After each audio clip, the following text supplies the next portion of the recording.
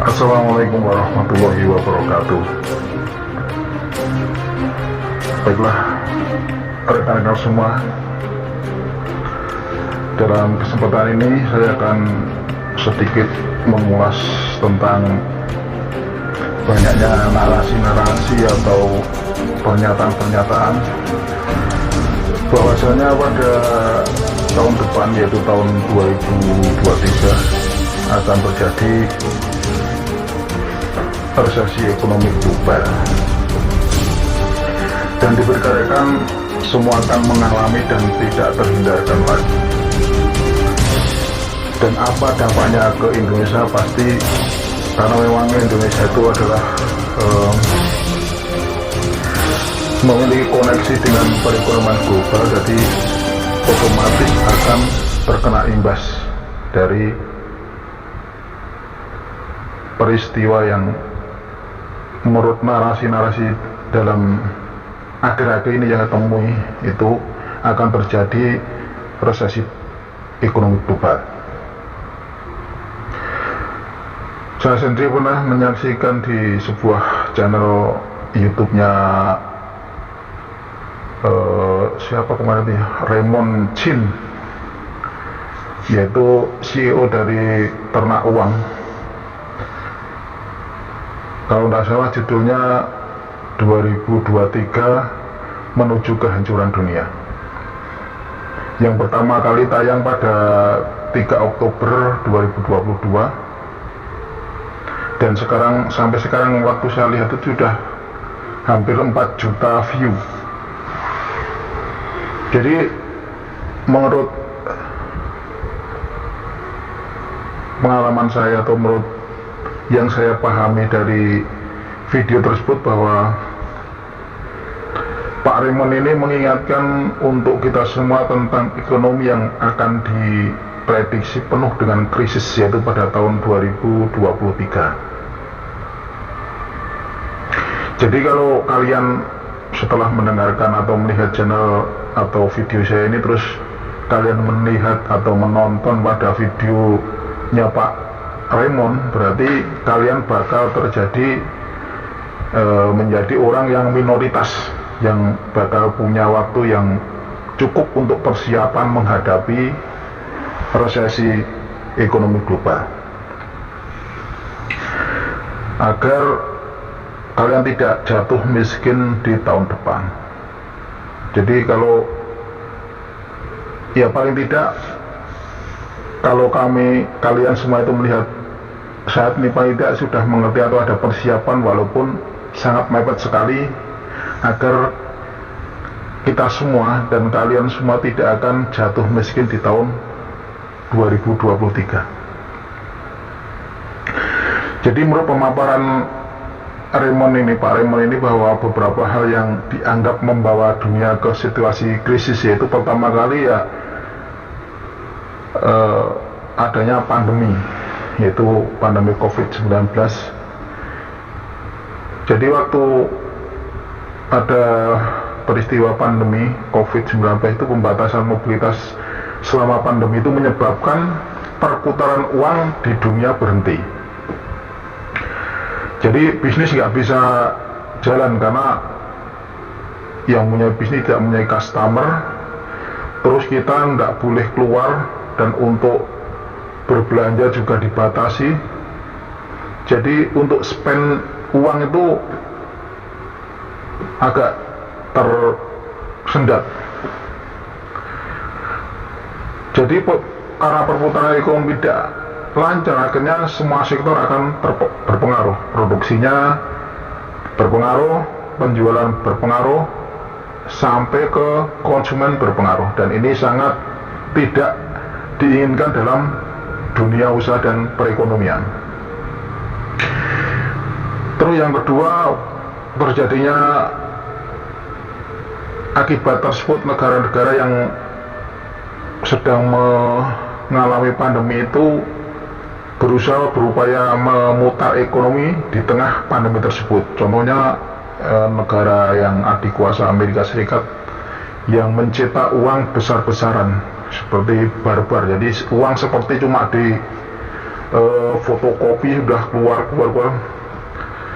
Tujuannya dia ingin menstimulus, jadi uang itu di print, pokoknya terus biar uang itu banyak yang keluar. Jadi tujuannya supaya stimulus itu supaya uangnya banyak yang beredar di masyarakat. Jadi beratnya orang tidak kerja dikasih duit, nih saya kasih duit, kamu belanja, kamu pokoknya biar tujuannya biar ekonomi itu bisa berjalan, berputar. Terus yang ketiga bahwa mencetak uang besar-besaran membuat putaran ekonomi melebihi dari suplai barang atau jasa yang ada pada satu. Nah, dari peristiwa itu akhirnya akan terjadi inflasi yang besar-besaran. Karena apa? Karena banyak uang beredar, tapi barang dan jasanya terbatas. Jadi inflasi pasti tidak akan terhindarkan lagi kalau sudah begitu. Jadi pasokan uangnya membuat biaya investasi atau aset berisiko tinggi lebih besar. Yang keempat, bahwa inflasi menyebabkan banyak negara melakukan pengetatan dengan meningkatkan suku bunga. Kebijakan ini menyebabkan investor berlari dari aset yang berisiko tinggi seperti saham perusahaan teknologi, dia memindahkan investasinya ke sektor-sektor yang risikonya lebih rendah karena ya akibat dari inflasi tersebut. Dan yang baru saja terjadi dari yang kelima, berarti ada peristiwa perang Ukraina dan Rusia. Ini menyebabkan krisis energi dan pangan, termasuk negara-negara Eropa yang selama ini bergantung dari pasokan energi Rusia. Otomatis dengan terjadinya peristiwa perang antara Rusia dan Ukraina, jadi pasokan energi dari Rusia ke luar Rusia itu terganggu, otomatis karena terjadi perang. Yang keenam, krisis merembet ke krisis perumahan. Jadi akibat krisis ekonomi akan merembet ke krisis perumahan. Dari peristiwa ini dicontohkan oleh Bapak Raymond bahwa gagalnya raksasa properti Cina, yaitu Evergrande, dan pecahnya gelembung perumahan di Amerika Serikat pada tahun 2007 sampai 2008. Kondisi-kondisi ini yang membuat Raymond mengingatkan untuk kita semua untuk memiliki dana cadangan. Nah, pertama kita harus, untuk menghindari itu kita harus punya dana cadangan. Terus supaya berusaha mengurangi konsumsi atau pengetatan ekonomi. Terus diusahakan selain pertama tadi menjadi cadangan, yang kedua pengetatan ekonomi, yang ketiga kita harus mempunyai pekerjaan sampingan. Jadi ini semata-mata untuk menjaga diri dari kehancuran dunia pada tahun 2023. Jadi ini cocok sekali dengan Tobiat Luhur, yaitu mujid musib. Jadi supaya tirakat banter, kerja mempeng, tirakat banter. Nah, itu termasuk pengetatan ekonomi dan supaya mempunyai pekerjaan sampingan. Masalahnya yang dibahas dalam video tersebut adalah kebanyakan berasal dari wilayah Amerika Serikat atau negara-negara Eropa yang kondisinya tidak sama dengan Indonesia. Dan Raymond juga menyebutkan bahwa Indonesia sebagai salah satu negara yang cukup resilient. Jadi menurut beliau ini bahwa Indonesia memang sudah agak tangguh lah dibandingkan dengan negara-negara yang lain. Akan tetapi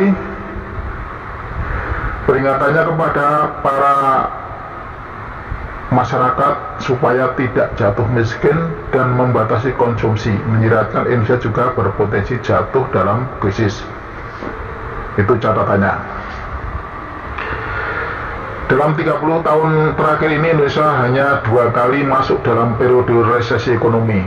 Kalau kalian semua ingat bahwa Indonesia pernah mengalami 2 resesi ekonomi. Pertama yaitu saat turunnya Presiden Soeharto tahun 1998. Itu terjadinya krisis ekonomi. Terus yang kedua pada tahun 2020 dan 2021 ya, itu karena pandemi COVID-19. Sedangkan di dunia sendiri mengalami resesi sekitar tahun 2008 dan tahun krisis 2015.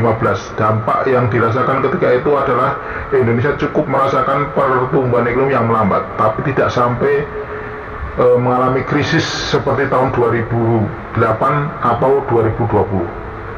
Padahal negara-negara lain pada tahun 2008 dan 2015 sudah mengalami dampak atau merasakan krisis ekonomi. Tetapi Indonesia cuma ada perlambatan pertumbuhan ekonomi. Mengutip dari lembaga-lembaga keuangan internasional seperti Asian Development Bank atau ADB yang memperkirakan bahwa Indonesia ekonomi akan tumbuh sekitar 5% pada tahun depan. Bank Dunia sendiri memperkirakan bahwa Indonesia akan mengalami pertumbuhan ekonomi sebesar 5,3%. Sedangkan Dana Moneter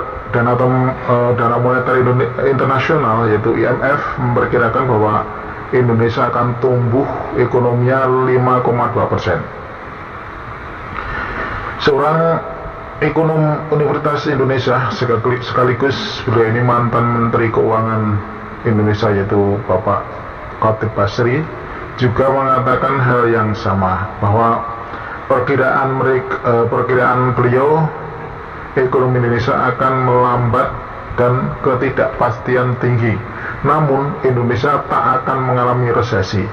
Yang terjadi adalah perlambatan ekonomi. Demikian saya baca dari Twitter @khatibasri pada Rabu 12 Oktober. Salah satu alasan Indonesia lebih resilient, lebih tangguh ketika krisis terjadi adalah besarnya komponen konsumsi rumah tangga dalam produk domestik bruto, jadi atau PDB-nya yang sangat berpengaruh. Pada tahun 2021 itu komponen ini mencapai 54,42% dari PDB. Dari sisi lain bahwa peringatan atau anjuran untuk mengurangi konsumsi, pengeluaran yang tidak penting dan lain-lain justru dapat menjadikan alasan Indonesia malah masuk ke jurang resesi. Karena kalau terjadi seperti itu, di mana resesi juga akan terjadi karena banyak orang berpikir bahwa harus mengurangi konsumsi, terus pengeluaran dikurangi, akhirnya perputaran ekonomi juga akan melambat, akan terganggu. Dengan karakter ekonomi Indonesia yang sebagian besar berasal dari konsumsi rumah tangga, masyarakat justru dianjurkan melakukan konsumsi.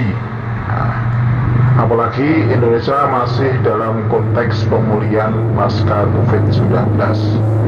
Itulah maka banyaknya BLT dan bantuan dari pemerintah secara langsung tujuannya agar supaya masyarakat bisa berbelanja atau menggerakkan putaran ekonomi agar tidak terjadi resesi. Demikian tadi penyampaian pemaparan saya tentang genapnya tahun 2023 bahwa akan terjadi guncangan ekonomi, resesi global, masalah ekonomi. Semoga kita bisa terhindar dari itu, persiapkan diri kita masing-masing, selalu optimis, jangan pesimis. Semoga Allah selalu bersama kita. Assalamualaikum warahmatullahi wabarakatuh.